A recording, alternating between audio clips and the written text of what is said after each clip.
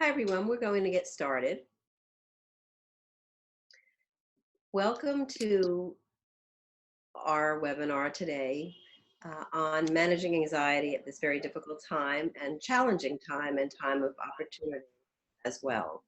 I'm Robin Stern. I'm the Associate Director of the Yale Center for Emotional Intelligence. I'm also a psychoanalyst. For the last 25 years, I've been in private practice in New York City as well as my day job at Yale. Nikki, will you introduce yourself, please? Hi, everyone. My name is Nikki Elbertson. I'm the Director of Content Communications at the Center for Emotional Intelligence. I may also be training some of you right now on our online training, and I just want to say welcome and hello. Thanks. So at this time, where so many of us are experiencing a disrupted sense of belonging to community, we thought it would be a great idea to come together in community and to have the support of each other and to share some resources. And to get started, I'd like you to read this poem. And I'm going to read it out loud so you can just reflect on it while you're listening, if you care to listen rather than to read. And once the storm is over, you won't remember how you made it through, how you managed to survive. You won't even be sure whether the storm is really over. But one thing is certain: when you come out of the storm, you won't be the same person who walked in. And that's what this storm's all about.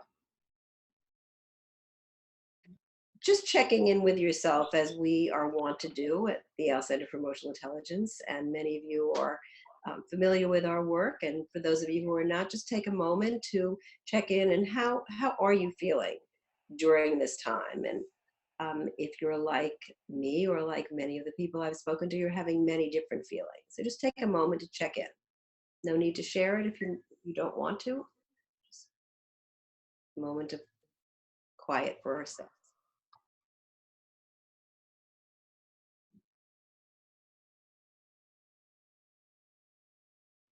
So we know what we've been hearing from people is that a time of many mixed emotions, time where, as I said earlier, that people are feeling untethered from the community that they're typically involved in. A time of many mixed emotions, and many people are feeling that loss of community. Many people are actually engaged quite a bit on social media and in Zoom chats like we're doing right now, and feeling the need to connect and feeling happy about that connection.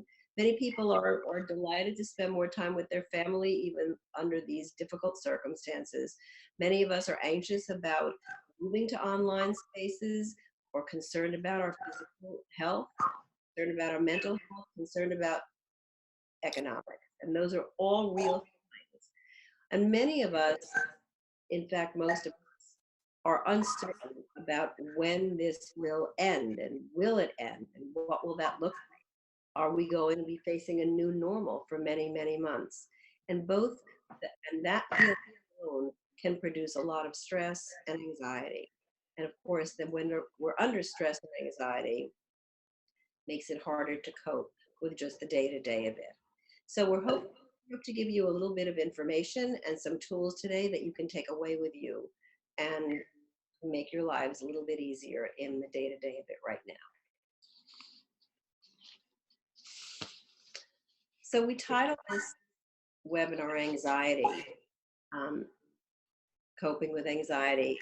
For those of you who are familiar with the mood meter, it's a visual display of what we're feeling, anchored in the two dimensions of pleasantness and energy.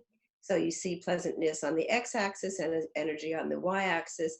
We break that up into 4 quadrants when we teach kids about, and teachers and leaders about, the ruler approach and the mood meter, and checking in with their feelings. And as you can see, anxiety is located in the red quadrant, which is high energy and low pleasantness. It's an unpleasant feeling. It's an unpleasant feeling because there's uncertainty about the future. We don't know what's going to happen. We don't know when it's going to happen. Great. And speaking of anxiety, my internet just went down for the first time all week while we have this webinar going. So But anxiety isn't always negative, so it focuses us. For instance, when my internet went down, I'm thinking, oh my gosh, I'm so anxious. What can I do now so that I can get it right back up? Who should I text? Who should I call? So it's a source of information, and we can ask ourselves, because it's information, what can we learn when we're feeling anxious? So, what's causing my anxiety, and what can I do? What can I learn from the anxiety that I'm experiencing? Because there's sort of an optimal level or the right amount of anxiety that can push us to focus, keep ourselves and others safe, which is what a lot of us are doing right now. We want to be anxious enough to take things seriously, but not experiencing so much anxiety that it paralyzes us or takes a toll on our health. And I think it's really important to remember that it's normal to feel anxious when we're with all this uncertainty going on right now, and that it's really serving us in many ways.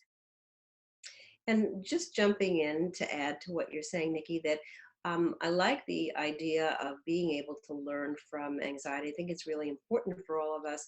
And I think maybe at that moment where anxiety is really high, you can't.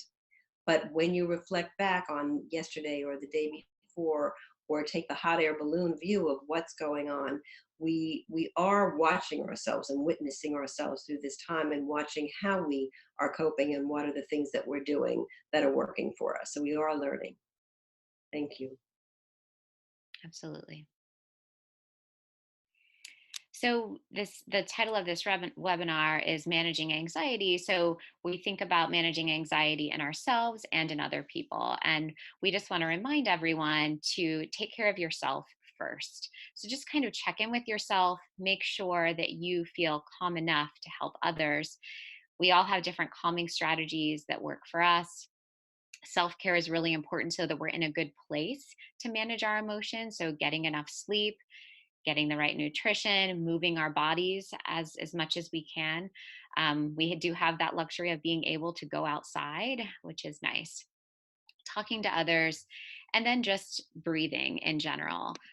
When we take slower, deep breaths, we really can kind of change the chemistry of our brains. When we breathe too shallowly or too quickly, stress and anxiety can shut us down and inhibit our ability to think clearly. When we take those slow, deep breaths and really focus on the breaths, we can relax our body and our minds, our thoughts, and we can activate sort of a calm and our ability to problem solve and think more clearly.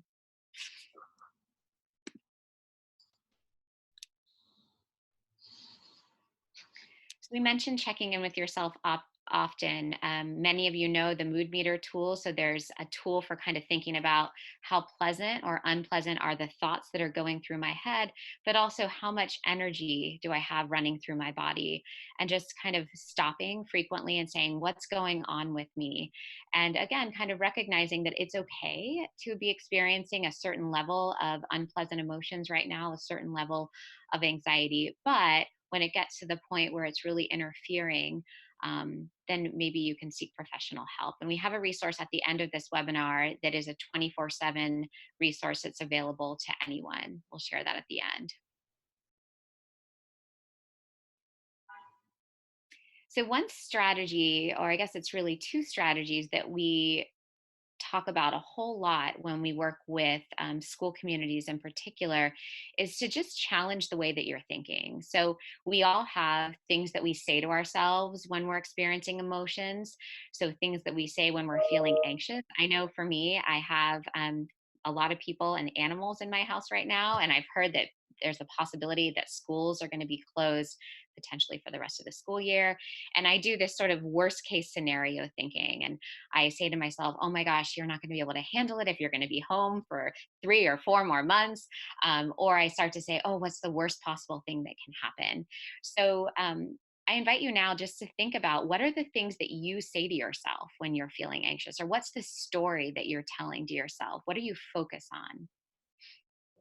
And just think about that for a moment. And then, is there another way to think about it? And I think for me, when I start to go down that spiral of, oh my gosh, what's my life going to look like 2 months from now, 3 months from now? What are all the worst things that can happen? Just kind of taking it day by day and reminding myself that I kind of have what I need for today and for my family.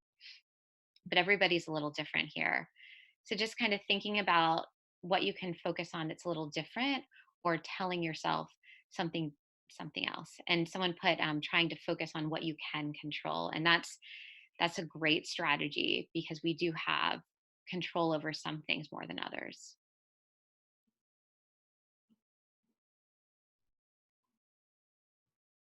That's the next slide. It's a great segue. So we can control our exposure to information. We can limit, all of the hype, and we can really focus on good sources, valid sources of information, like the CDC or the World Health Organization. So we really can focus on information that's valid. We also can focus on our community, like local news, if we're wondering what's going to be closing next or how things are going to play out over time. But then we also can limit the amount of information that we take in general. So if being on social media is just too much, shut it down, take a break. If listening to the news on TV is too much, take a break from that. And then something else we can control is really what we do with our anxiety. So just kind of thinking, what are we anxious about right now? Is there any of those things that I can control? And what's the first step you can take right now?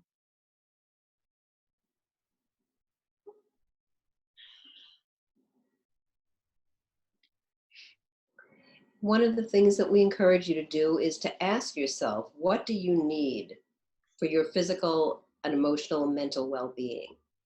What are your limits? What are your boundaries? And what are the asks that you put out to the world?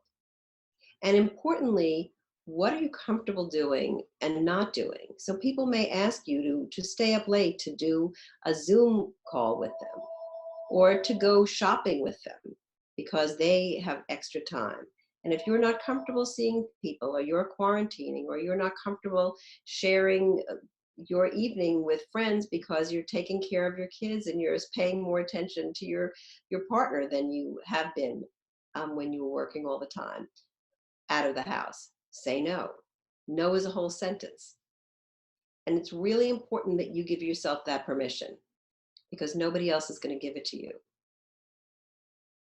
So we'd like to hear from you some of the strategies that you've used during this time to manage your anxiety. You may be learning some new ones today, but what have you been using that works for you?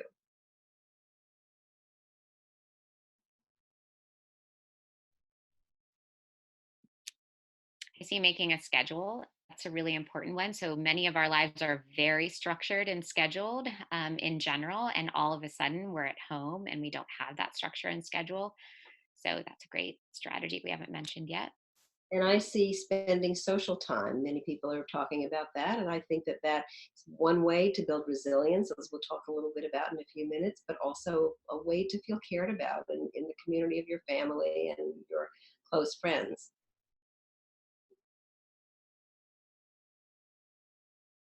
Physical activity, eating well, sleeping well. We mentioned some of those. Connecting through the web. So FaceTime or Skype or Zoom with family members and friends. Music. A couple of people talking about music as a calming presence in your life. Just turn on some beautiful music that you love. And we'll share people's strategies when we follow up after this webinar. I know there are quite a few questions. We'll share the slides. We'll share the ideas that everybody sent in when we follow up after this. One of the things that we want to share with you now is, and one of our strategies that we found over the years with ourselves and with our community that works, is to focus your attention not so much on yourself when you're feeling anxious, but on others.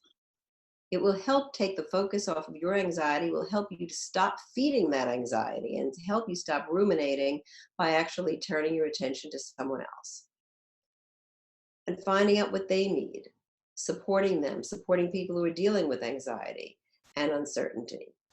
So at the same time that we're asking you to be compassionate with yourself and have patience with yourself for those emotions you're feeling, or for those things that are taking you long, or for those things that you're really going crazy about that you wish you weren't, want you to be able to support others by giving yourself the chance, as Nikki said earlier, to calm down first, to calm your presence down so that you can co-regulate with others.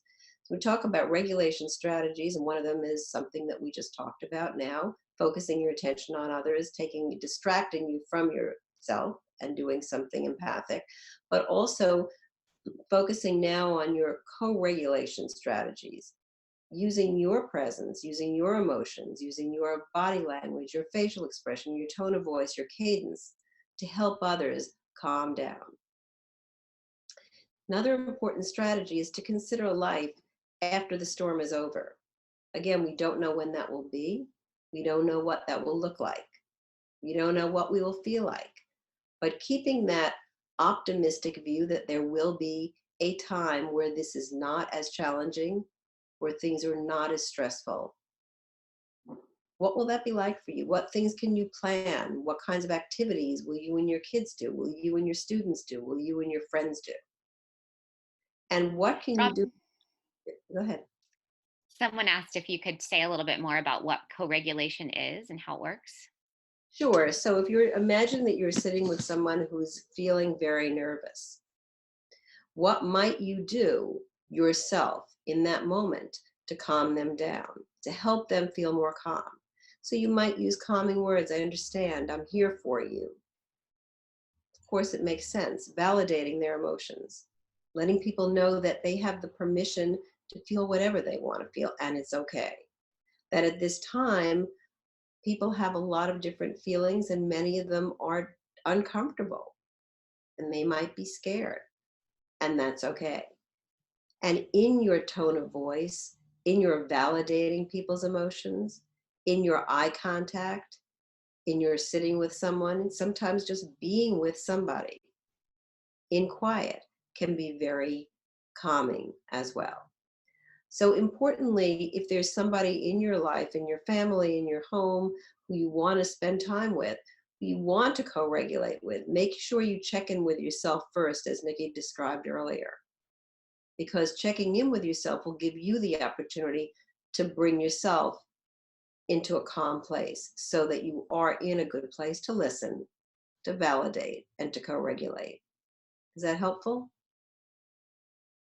Listening is the best way to help, somebody said. Yes, listening first.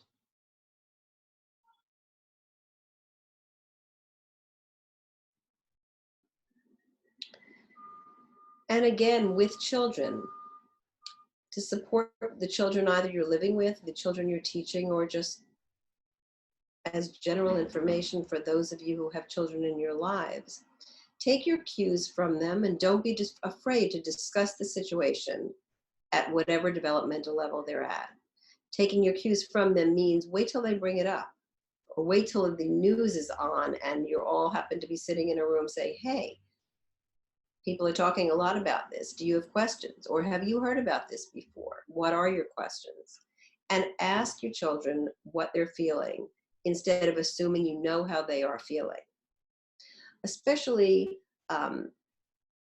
when you see feelings displayed intensely, don't make the assumption that you know what those feelings are just because they may look like the way you think anger looks. So if a child is slamming their door or stamping their feet or pounding their fists or punching a sibling, be sure that you're not assuming that you think they're angry, that they are angry.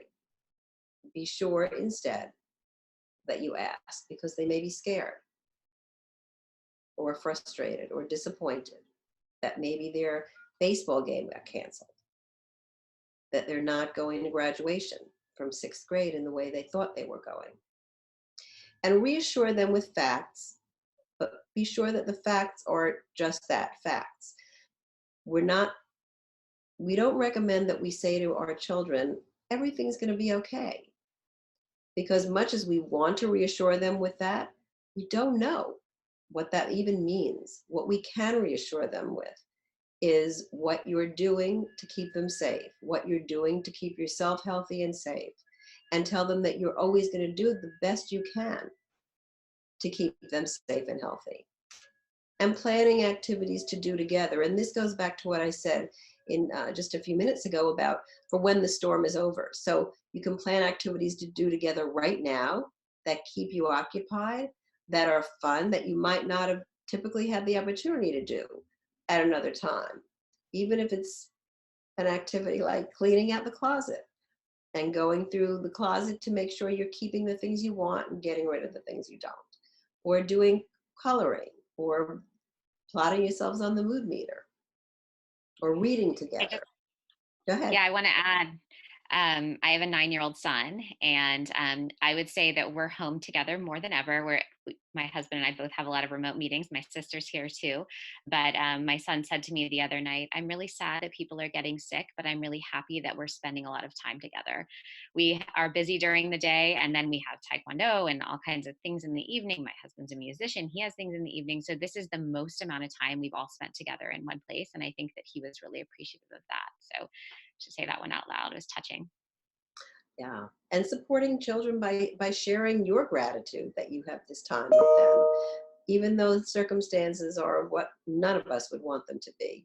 It is wonderful to have that extra time.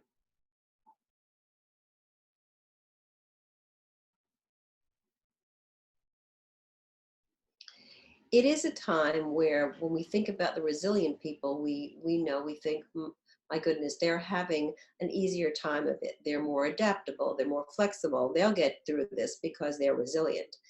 Well, resilience is not a trait. It's not like some people have it and other people don't have it. And if you feel like you want more of it, the good news is that you can build it. We all gain resilience through the ups and downs of our lives. We can all look back at our history and think, how did I cope with that? My God, that was really hard. How did I get through? What did I do to get through that really difficult time?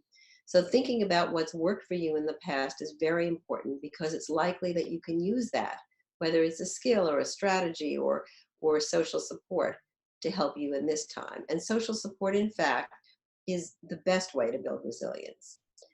Keeping a hopeful and optimistic mindset for that time after the storm, whenever that will be. That there will be a time you'll be able to sit with your friends and you don't have to Zoom all the time. You will be going back to schools, even if we don't know what the timeline is. And self care, as Nikki mentioned earlier, getting enough sleep, getting proper nutrition, movement. Really important that you stay healthy. The healthier you are, the more likely you are to be able to weather this storm and other storms in the best way. And ultimately, how you make meaning out of this moment in time is going to be important moving forward in your life and helping create that other pathway towards resilience. And so, what do I mean by that? What can you use from this time? As Nikki was saying earlier, what are you learning?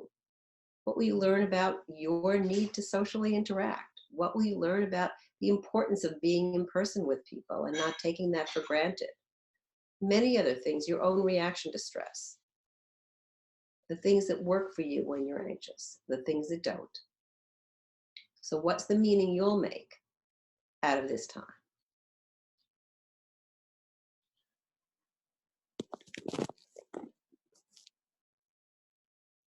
So, one of the things that we'd like you to do before we conclude for the day is to take a moment and think about some strategy that either you learned listening to us today or that's strengthened for you, some act of compassion that you want to give to someone else, some way of reframing that you'd like to use for yourself, some more positive self-talk, one strategy, thinking about the time after the storm, a little gratitude. What will you do differently? What can you bring into your life from having been with us for these minutes today?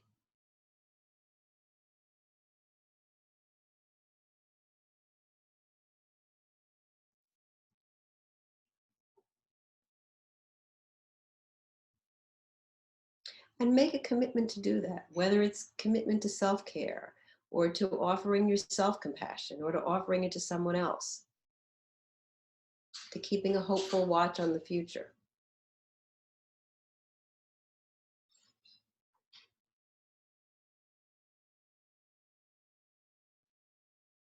Nikki? So the last thing we wanted to do was to say that we're going to hold a few more of these. And we held one of these yesterday and we got a bunch of ideas for other things that people are looking for.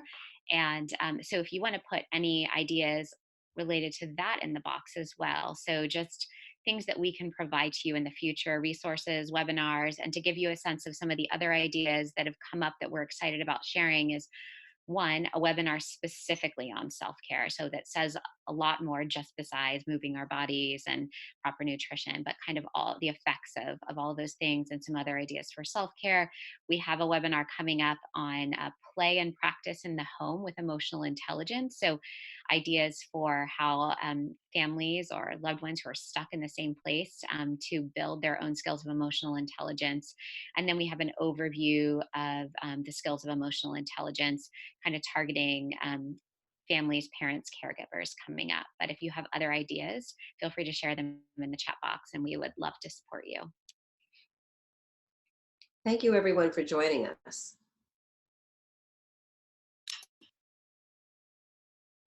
Here is a link, as we mentioned, to a 24/7 resource here, Crisis Text Line. Do you want to say a little bit about that, how that works, Robin? Sure. So Crisis Text Line is a everyday 24/7 destination that you can text. You can go to, text it anytime from your phone, and within 5 minutes, a real life counselor will answer you who has had training in crisis intervention. And that counselor will give you guidance, comfort, and stay with you until you're ready to take a next step, whether that next step is to call someone else, or that next step is that you feel better, or the next step is that the counselor will give you a referral. And Crisis Text Line has over 100 million users. So when it was created several years ago, it really filled a need that obviously was unmet, for people to be writing in real time and wanting the response immediately. And mostly was done initially for school kids, for high school kids, for college students, so that they could be in the midst of their day but still get help right away. I'm watching somebody be bullied, or I'm just freaking out because of my exam, I can't calm down. You can text someone and that person will respond. Someone asked about when they will hear about the other webinars. So as a follow-up to this, if you sign up for this webinar, we'll send you information on upcoming webinars, as well as some of the information from the chat box that we shared before.